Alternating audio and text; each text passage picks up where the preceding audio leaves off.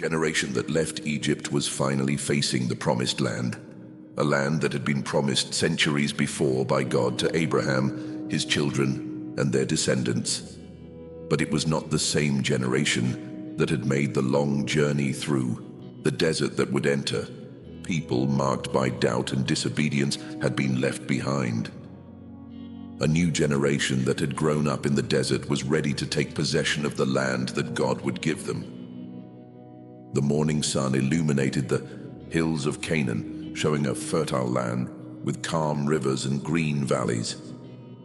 Expectation was mixed with fear. There were many entire families, men and women, young and old, all accompanied by their tents, animals, and tools, ready for a new beginning. Before crossing the Jordan River, the people listened to the words of the leaders, men who had been instructed by God. They spoke about the promise that had been made to them, the covenant that would never be broken. Each step at that moment meant the fulfillment of a hope that had come from Abraham. The prophet spoke to the young people, saying that God had prepared them for this mission to be a light and an example among the nations. The promise was not only for them, but for all their descendants, so that justice and faith would be the basis of their coexistence.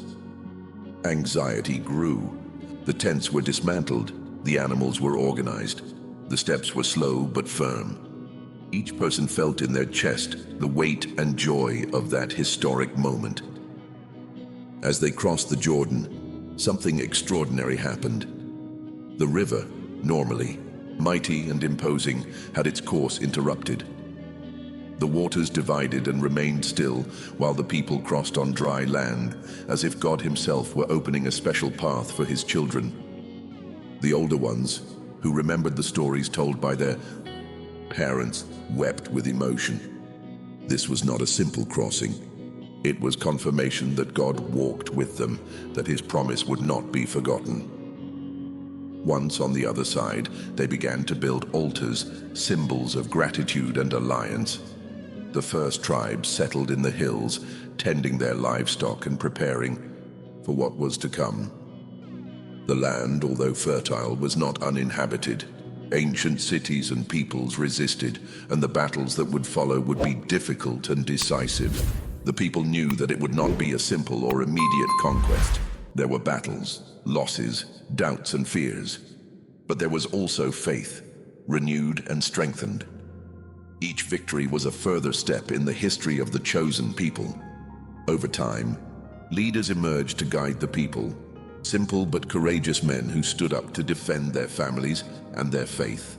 Justice was to be the basis of that new society, and respect for God, the foundation. The challenges were many.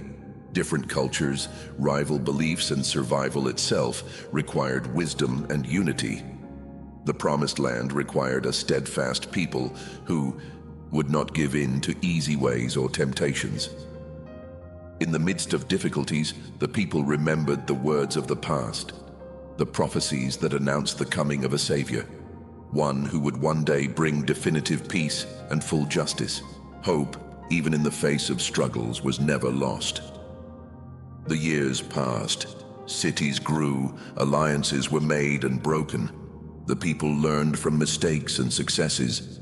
The call to faithfulness to God was constant, and prophets appeared to remind them of this, pointing out both the mistakes and divine mercy.